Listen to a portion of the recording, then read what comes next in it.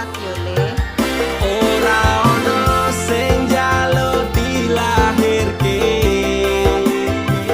nang keluarga sing kaya ngene.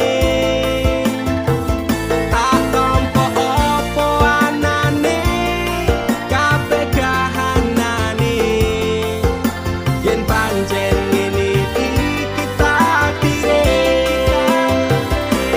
Kudu iso kuat balungane merga ora disangga wong tuane.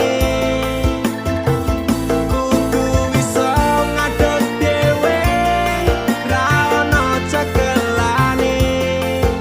Ngene men anak sing rusak omahe.